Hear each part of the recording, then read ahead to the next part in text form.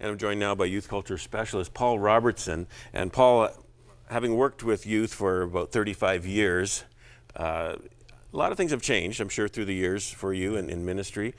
One thing that has changed a lot is technology and the way youth are using it, whether it's Facebook, whether it's text messaging and all the social networking.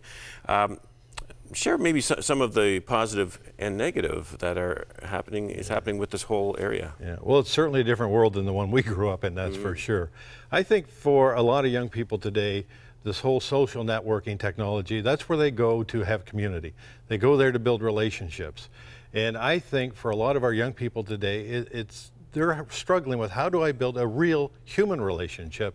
Because they think that this is what relationship is all about. So, given this reality with youth today, what can organizations like ours, with Youth Unlimited, with Crossroads, how can we get their attention and then start sharing with them the important things about relationships?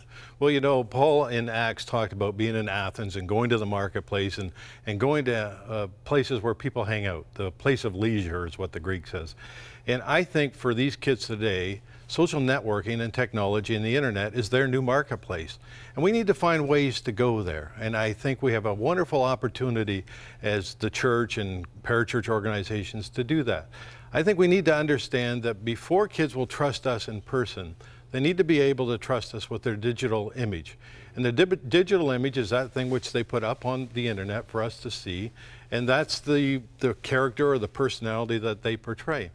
They're looking for people who won't judge them.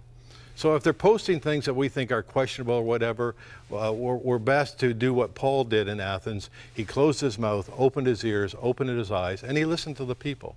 Because I think every young person wants to have a relationship with an adult role model. I've been at this for 35 years. I've never met or heard of a young person who didn't want to have a relationship. So I think we need to understand technology, that it's like anything else. It can be good or it can be bad. But for us, we just need to use that as a door opener, as a way to make initial contact, to sow a little seed, as it were, with these young people, and then look for ways to get together and come alongside them. I know of a youth worker who runs a drop-in center not far from here, and she said, my students will come in, walk right by me, go sit on the couch on the other side of the room, and send me a text message. And she said, I can see them, but they won't speak to me.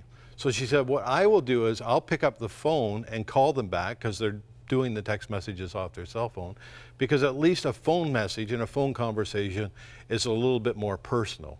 And then obviously, as they're hanging around the drop-in center, she comes alongside of them. But it's a great thing for us to be able to use as the church to come alongside of people and build community, real community. So going where they are, where their marketplace is, and it may start with the social networking site, move them one step closer to relationship, and then ideally they'll get connected one-on-one with either a youth group and just have real relationship from there. Yeah, I've listened to a number of youth workers who, in a simple response to something that one of their students will post on Facebook or write on their wall, just a simple response seems to open up a whole new world for them. And kids will actually take the initiative to say, can we get together and have a cup of coffee? And so I think there is that deep longing. God created us to live in community. And I think that's written in all of our hearts that, these young people want adults to come into their lives and give them guidance and give them direction. And if we just know how to do it, we have a great opportunity here for all of us. Paul, some great insights. Thank you very much. Thank you. All right.